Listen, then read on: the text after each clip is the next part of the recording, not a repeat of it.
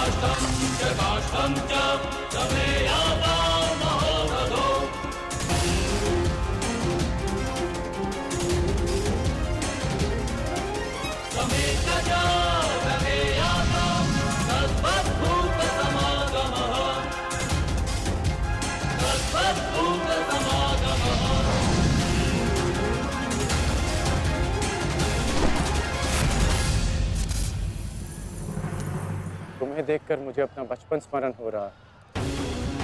अभी तुम्हारा जीवन आरंभ हुआ है वत्स। इसे इस प्रकार व्यर्थ मत करो। मैं आशा करता हूं कि अगली बार जब हम दोनों मिले तो दो शत्रुओं के भांति नहीं, तो वीरों के भांति एक दूसरे के गले में। अभी तुम्हारा जीवन शेष है। जाओ वत्स।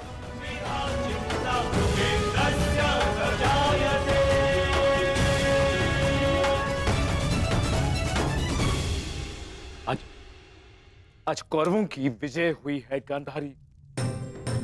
पांडवों की एक अक्षुणी सेना को ध्वंस कर दिया है हमने आज। भीम हमारे एक भी पुत्र को क्षति नहीं पहुंचा पाया, एक भी।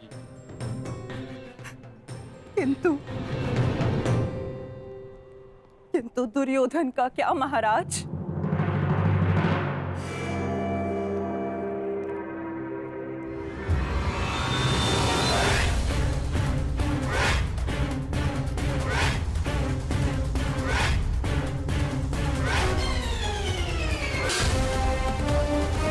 मित्र,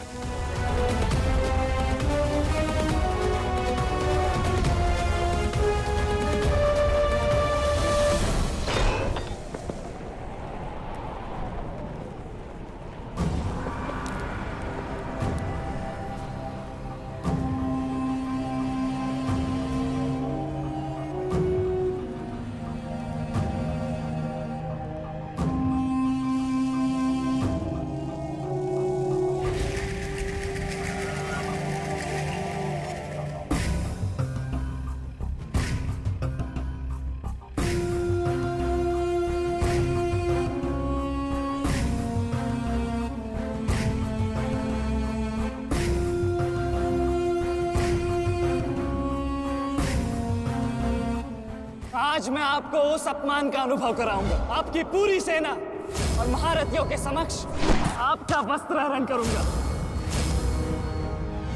परंतु आज अपनी माता के अपमान का दंड मैं आपको अवश्य दूंगा।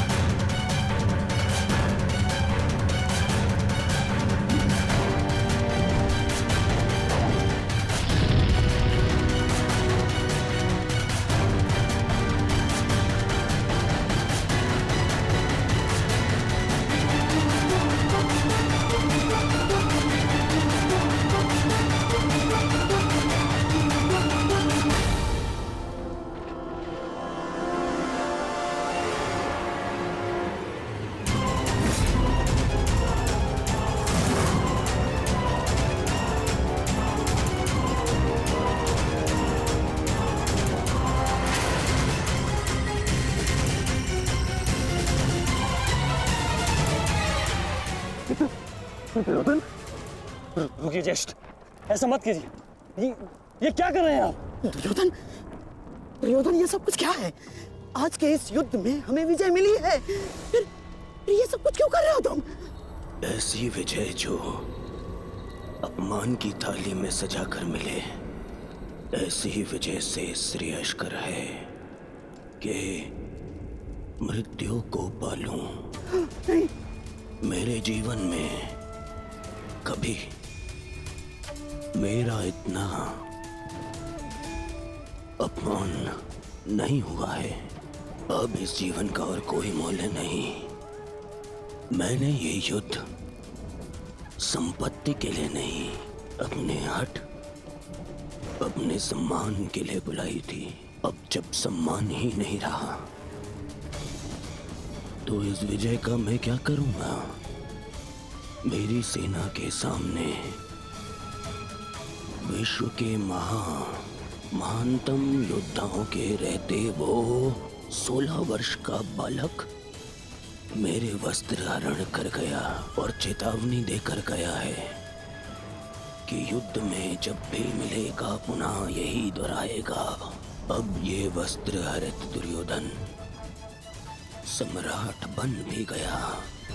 कैसे अपनी सेना से, अपनी प्रजा से आंख मिला पाऊंगा मैं? इस लज्जा के साथ मैं अब जीवित नहीं रह सकता। नहीं दुर्योधन, देखो अपने क्रोध पर काबू पाओ। देखो विजय हमारे निकट है दुर्योधन, मानो मेरी बात। छोड़िए मुझे मामाश्री, छोड़िए मुझे, अन्यथा इस अग्नि में मैं अपने आप से पहले आपकी आहुति दे दूंगा। छोड़िए मुझे। नहीं। छोड़िए। छोड़िए मुझे।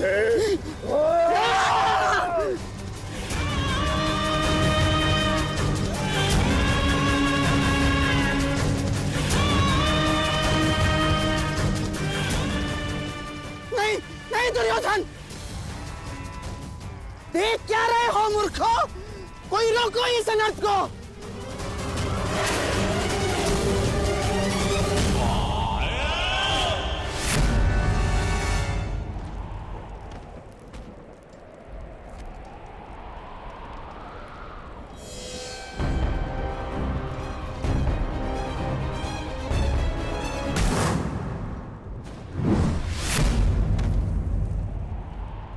ठहर जाओ मित्र। नहीं, अब नहीं।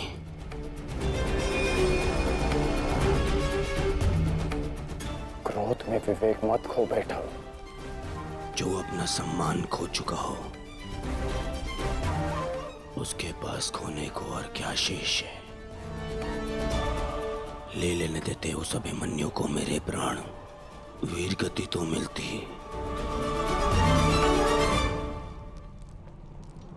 सारी सेना के सामने मेरा वस्त्र हरण कर गया वो बालक, जिन पांडवों का सर कटा हुआ देखना चाहता था, उन्हीं का बालक मेरा सर झुका गया। संसार के सारे योद्धा देखते रह गए और वो बालक मुझे अपने बाणों के चक्र में फंसा गया। मैं ये अपमान सहन नहीं कर सकता। क्या करूंगा जीवित रह गए जब संसार के सामने शीश उठाकर चल भी नहीं सकता मैं। इसीलिए अब मैं अग्नि स्नान करूंगा।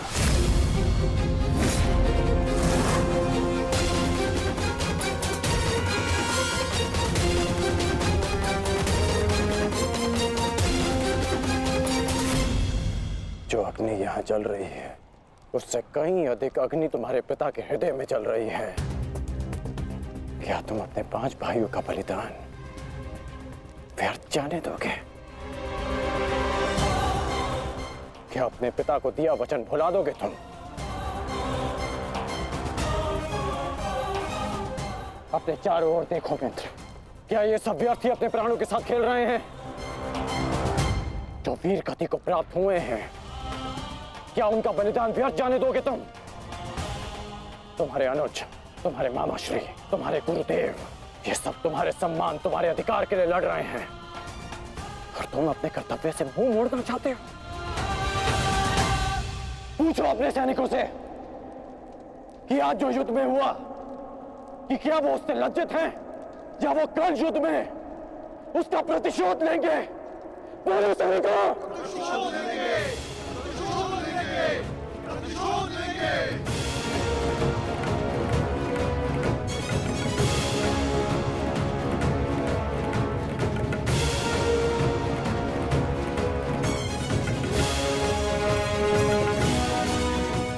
इन सैनिकों का सम्मान मेरे मन में लगी अग्नि को बुझा नहीं सकता मित्र। मैं तुम्हारे लिए सदैव प्रस्तुत हूं मित्र। आदेश दो मुझे, आदेश दो कि क्या चाहिए तुम्हें। तुम्हारी पीड़ा को शांत करने की औषधि क्या है मित्र? बताओ मुझे। मुझे अपने इस अपमान का प्रतिशोध चाहिए। जिसने मेरा मान हरण किया, उसके प्राण हरण करने हैं मुझे। मुझे अभिमन्यु चाहिए।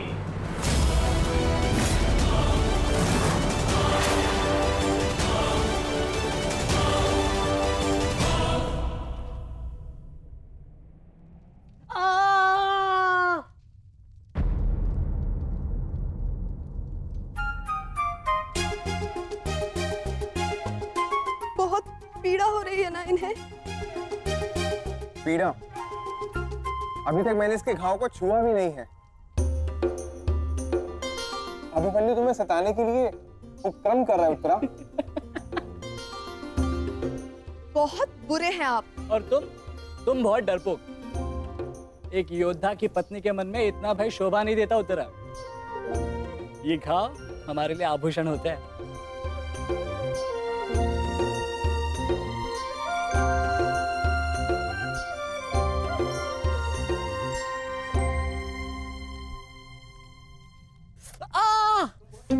क्यों सताते हो तुम उसे? अब क्या करूं माता, वो तो आजकल हर बात पर क्रोधित हो जाती है। और अब आप भी मुझे डांट रही हो। तुम्हें अधिक चोट तो नहीं आई ना पुत्र? नहीं पिताश्री, बल्कि बहुत कुछ सीखने को मिला। सच में अंगराज कर्ण एक महान योद्धा है। उन्हें आपके अतिरिक्त और कोई टक्कर नहीं दे सकता। हाँ पुत्र, परंतु हम दोनों के लक्ष्य और सोच भिन्न हैं। मुझे तुम पर गर्व है।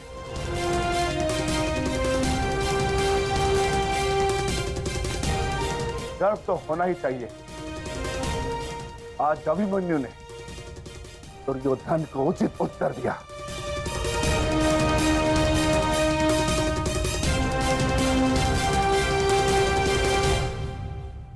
सत्य अभिमन्यु,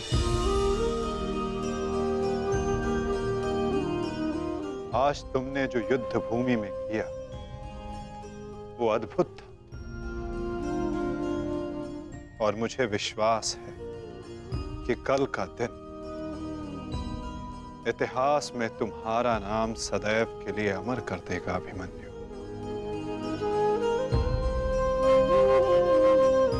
इतिहास से पूर्व मेरे पुत्र ने अपनी छवि मेरे मन में अमर कर दी है। 14 वर्षों के पश्चात आज पहली बार मन को एक शीतलता पहुंची कि मेरे पुत्र ने मेरे साथ हुए अपमान और अत्याचार का भान उस दुर्योधन को करवाया। मेरी आत्मा को जैसे एक वस्त्र का संबल मिल गया। इसके लिए मैं सदैव के लिए अभिमन्यु की ऋणी रहूं। जीवन तो पल पल में है सखी, जिस पल को जी लो वही जीवन होता है। आज तुम प्रसन्न हो, जी लो सखी, आज का दिन जी लो। कल का दिन तो अभिमन्यु के जीवन का अंतिम दिन होना चाहिए, और स्मरण रहे, सरल मृत्यु नहीं देनी है उसे। मृत्यु आने की पीड़ा का आभास कराना है, और जब तक वो भूमि पर रेंगता हुआ दया की भीख ना मांगे, मृत्यु नहीं आनी चाहिए उसे। वो मृत्यु मांगेगा और मैं हर पल उसे मृत्यु और जीवन के बीच में झुलाऊंगा, झुलाऊंगा मैं उसे। असंभव युवराज, जब तक युद्ध भूमि में पांडव उपस्थित हैं तब तक अभिमन्यु तक पहुंचना असंभव होगा। वैसे भी उन्हें ज्ञात होगा कि आज आपके साथ जो हुआ उसका प्रतिशोध आप अवश्य लेंगे। इसी कारण अभिमन्यु तक पहुंचना इतना सरल नहीं होगा।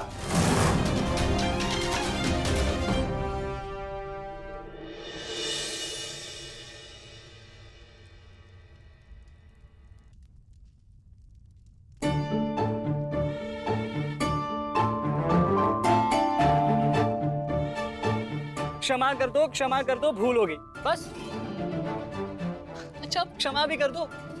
जिसने युवराज दुर्योधन का मस्तक झुका दिया, वो आज तुम्हारे समक्ष सर झुकाए मना रहा है तुम्हें। देखो, किसी ने मुझे इस प्रकार सर झुकाए देख लिया ना, तो मेरा बहुत उपहास उड़ाया जाएगा। पहले वचन दीजिए कि भविष्य में आप इस तरह मेरा उपहास नहीं बनाएंगे। आपको अनुमान भी है मैं कितनी भयभीत हो गई थी। अब इसमें भयभीत क्या होना उत्तरा? आप नहीं समझेंगे, मुझे आपसे बात ही नहीं करनी।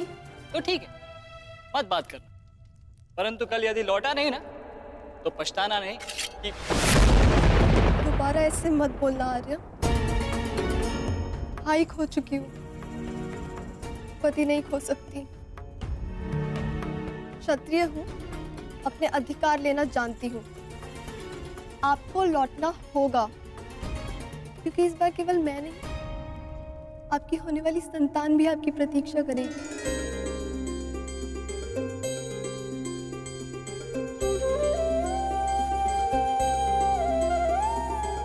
सत्य उत्तरा?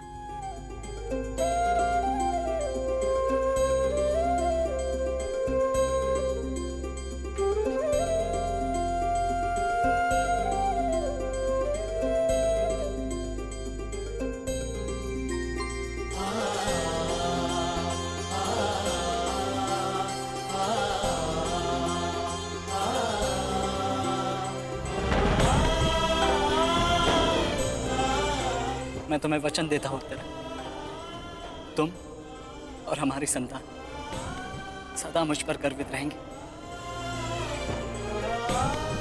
जानती हूँ आपकी संतान बहुत भाग्यशाली है, उसे अपने पिता की शौर्य गाथा सुनने को मिलेगी। गाथाएं विजय के साथ होती है उत्तरा, और विजय अभी शेष है। युद्ध शेष रहे या न रहे, उस अभिमन्यु के प्राण शेष नहीं रहने चाहिए आचार्य। आप सेनापति तीरगत के वीर नरेश शर्मा, मध्य नरेश शैल्य, अश्वत्थाम आंगराज, इतने वीरों के होते हुए भी क्या एक बालक को बंदी बनाया नहीं जा सकता? तुम्हारे प्रतिशोध के लिए केवल कुशल योद्धाओं की नहीं, बल्कि एक उत्तम योजना की आवश्यकता है मेरे होने वाले सम्राट। हमारी सफलता एक उत्तम योजना में छिपी है।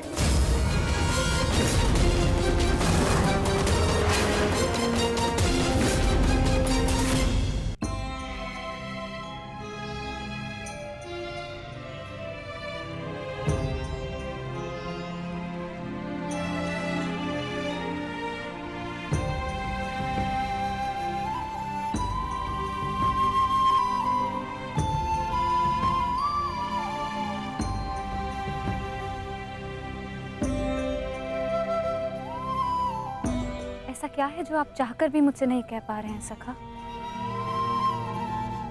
ये रात का अंधकार भी आपके मुख पर आए हुए भाव मुझसे नहीं छुपा सकता। रात्रि के बाद दिन आता है सखी, उसी प्रकार जीवन के पश्चात मृत्यु आती है। सुख के बाद दुख आता है और यही सृष्टि का नियम है। हमें अपने जीवन में सबके लिए तत्पर रहना चाहिए सखी।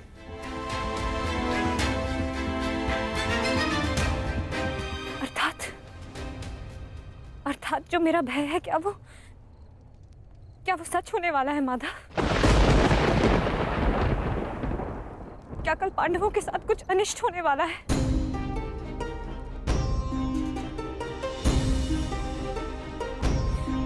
आप तो सब जानते हैं ना सखा। बताइए मुझे, बताइए मुझे।